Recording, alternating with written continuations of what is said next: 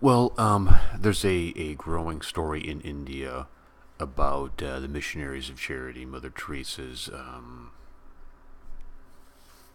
charity. I don't know if that's the right word. Her ministry. First of all, I don't know if people know this, but Mother Teresa was not Indian. I think the common misconception in America is that Mother Teresa was an Indian. She wasn't. She was Albanian, I think, of kind of Russian descent or Eastern Bloc descent, Slavic descent. She's not Indian. Which, when you bring that up to Americans, they're like, "What? I thought she was. No, she worked in India. I mean, that was kind of her mission field." And again,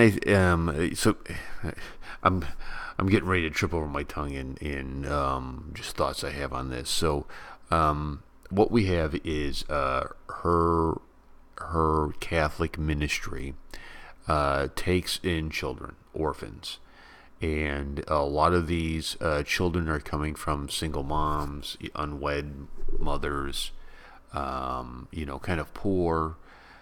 They need help. They can't afford the child, and they take it here. And the idea or the hope is that the child will have a better life, that they will be put through the adoption process, and a family of means who cannot have a child will come and adopt this child. I think that's kind of the hope and the plan, right? That is the donor's intent. In America, we have a law called donor's intent. So when you give money to a charity or you do something like that, what was your intent for the money? It wasn't, it's typically not so people can buy gold teeth and be super rich, and that comes up in cases when people sue for their money or there's lawsuits. It's donor's intent. So what is the donor's intent? The donor would be the mother. What is her intent with this baby? Is this baby has an opportunity to grow up in the orphanage, to have the basics, food, medical, clothing met, shelter, and perhaps get placed with a family that can take better care of their child than they could. That is the plan, right? That is the plan. That is the donor's intent. What is happening is babies are being sold. There are two questions that come to mind.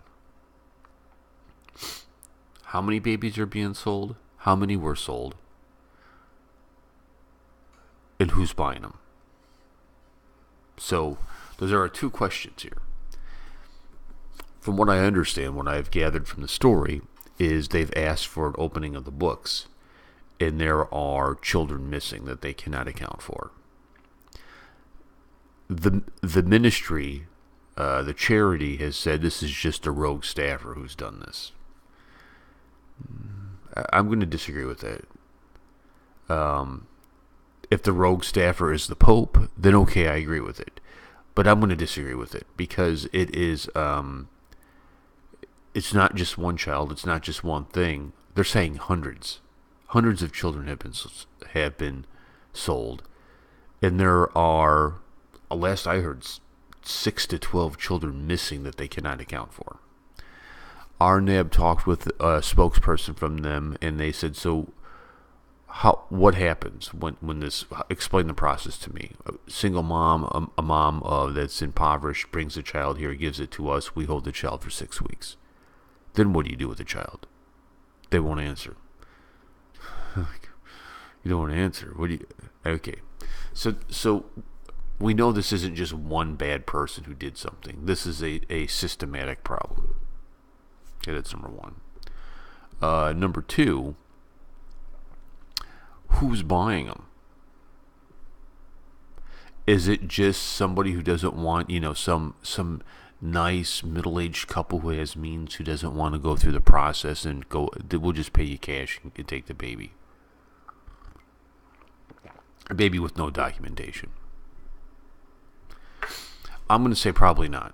It's probably not somebody of means. It's probably not. Because people of means, like in America, you can write off your adoption. You get a tax credit for it. So if the Warrior Queen and I wanted to adopt a child, it would cost us thousands of dollars. We would have to go travel somewhere, meet the child, go through a whole process. And then, when we adopt the child, we get these papers of adoption. We do all these things.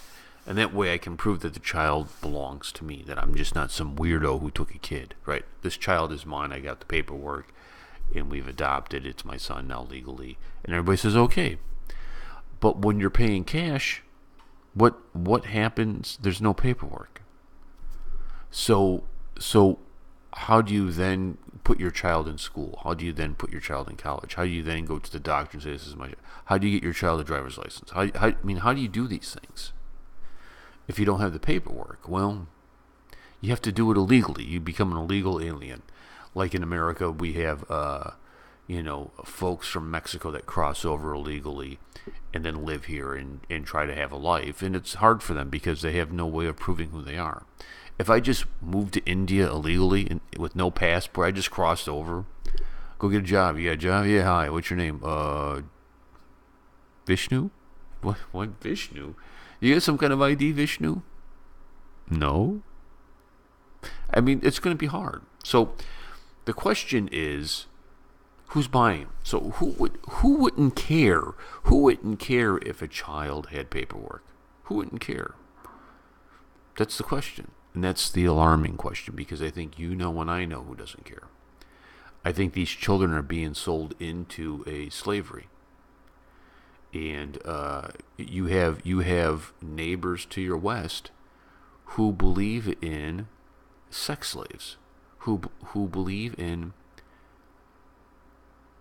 bad things, very, very bad things. So I think these children are being sold into a living hell. I think.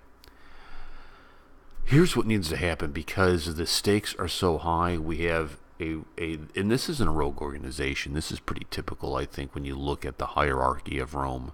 America went through this. There's a movie called Spotlight.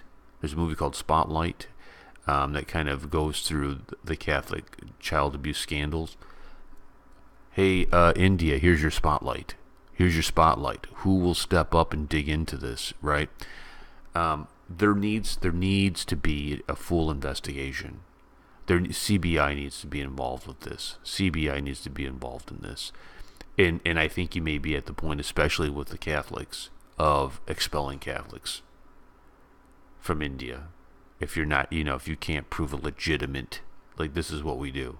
You're just like, orphanages need to be regulated. They need to seriously be regulated, because this is horrifying what's happening, and nobody will say anything about it, right? Nobody will say anything about it. So my take is, dig in. Where there's smoke, there's fire. And I'm saying this because I've done a lot of a lot of reporting here prior to all this on church corruption. And I'm just telling you, from the finding of church corruption dude that's within me, that I did a whole series of things. I mean, people went to jail. They lost everything because they were doing bad things.